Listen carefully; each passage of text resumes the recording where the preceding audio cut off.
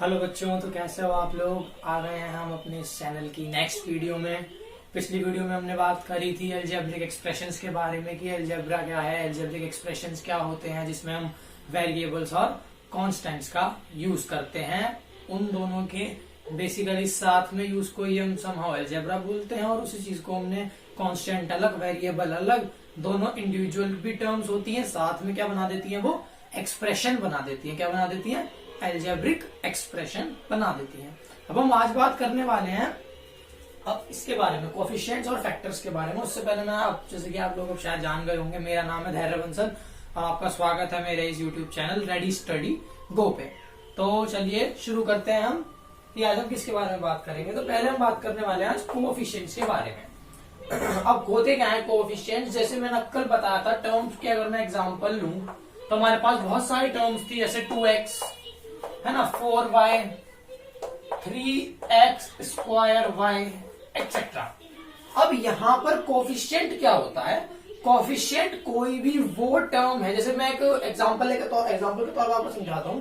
मैं कहूं कि इस वाले टर्म में मेरे को x का कोफिशिएंट बताइए, तो x का कोफिशिएंट जब मैं आपको कहूं कि मेरे को आप x का कोफिशिएंट बताइए, तो मेरा कहने का मतलब है कि x के अलावा सिर्फ उस टर्म में जो चीजें बची हैं उसको क्या बोल देते हैं हम?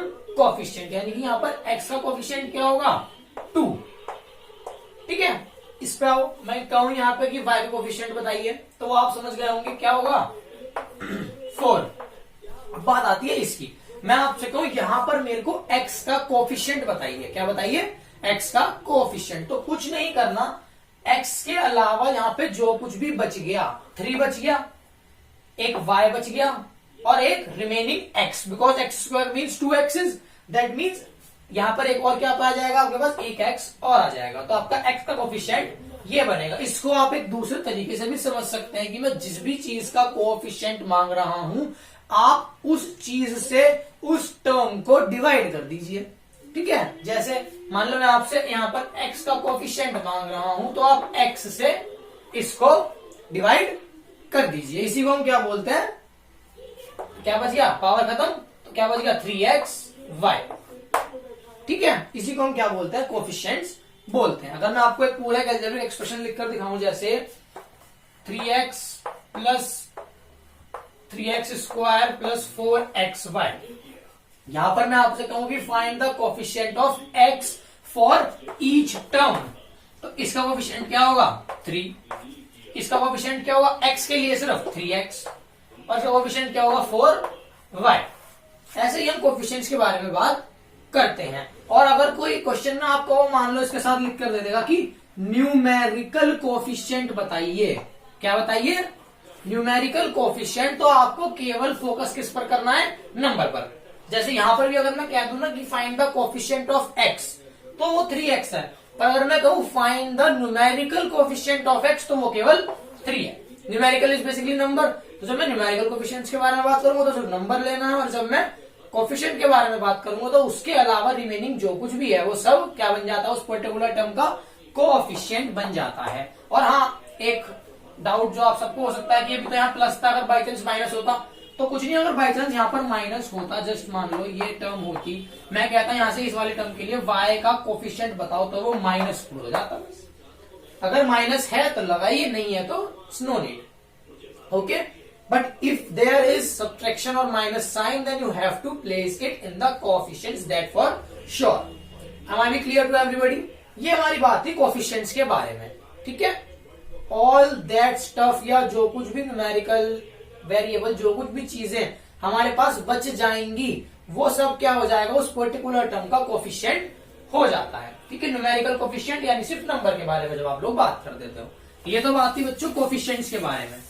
ठीक है, अब मैं दूसरा टॉपिक लिख भी रखा है, उसके बारे में बात कर लेता हूं थोड़ी सी, ताकि हमारी वीडियो शॉर्ट एंड सिंपल रहे और आप लोगों को भी जल्दी से जल्दी मोस्टली आइटम मिल जाए, मोस्ट स्टफ मिल जाए। अब अगर मैं फैक्टर्स के बारे में बात करूं, तो फैक्टर्स का मतलब तो आगे मैंने आपको डिवाइड करके दिखाया। This are what factors. आप फैक्टर से क्या मतलब समझते हो? Factors are those numbers which can divide a particular number completely.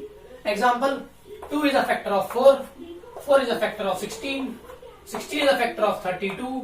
इस टाइप से बेसिकली जो इस नंबर का फैक्टर कौन सा नंबर होगा जो इस नंबर को प्रॉपरली क्या कर दे, डिवाइड कर दे, यानी रिमाइंडर में क्या है, 0, राइट। वो यहां पर भी हमारे पास फैक्टर्स की बात रहेगी, ठीक है।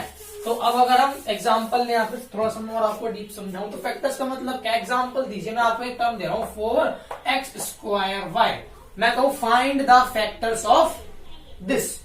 तो इसके फैक्टर्स निकालने के लिए कोई इतना हार्ड एंड फास्ट वो नहीं है, सबसे इजी फॉर्म है क्या, फैक्टर्स देखो कौन कौन से होंगे, इसको सेपरेट लिख दो सबको, just right all the specific words, alphabets, number specific alone. How, 4 into x into x into y। तो इसके फैक्टर्स क्या क्या हो जाएंगे, 4x, x and y। Am I clear? This is what factors के बारे में बात करते हैं। सिंपली ऐसा हमारे क्या हो जाते हैं, फैक्टर्स हो जाते हैं किसी भी एक पर्टिकुलर टर्म के बारे में। अगर मैं आपको एक पूरा एक्सप्रेशन दे दूं ऐसे ही,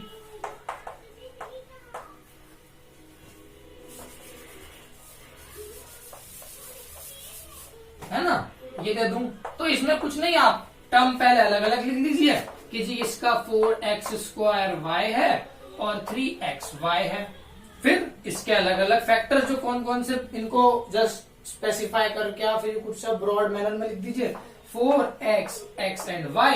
सिमिलरली इसको लिख दीजिए 3x एंड y। ये बात है हमारे फैक्टर्स के बारे में। समझ में आता है सबको? कोफिशिएंट्स मैंने आपको बताए और फैक्टर्स मैंने आपको समझाया। ये हमारे फैक्टर्स के बारे में छोटी सी बात है, ठीक है। बस इस वीडियो में हम इतना ही रखते हैं ताकि आप लोगों को थोड़ा इजी रहे समझने के लिए। इससे नेक्स्ट वीडियो में मैं आपको समझाने वाला हूं कि हमारे पास एक्सप्रेशंस कितने तरीके के होते हैं, यानी कि उनकी टर्म्स के बेसिस पे, उनकी नंबर ऑफ टर्म्स कितनी हैं, उस बेसिस पे हमारे पास कितने अलजेब्रिक एक्सप्रेशंस आ जाते हैं, ठीक है। एक्सप्रेशंस भी बोल सकते हो, you can say this as equation also, right. So this is all, मिलते हैं नेक्स्ट वीडियो में। Thank you.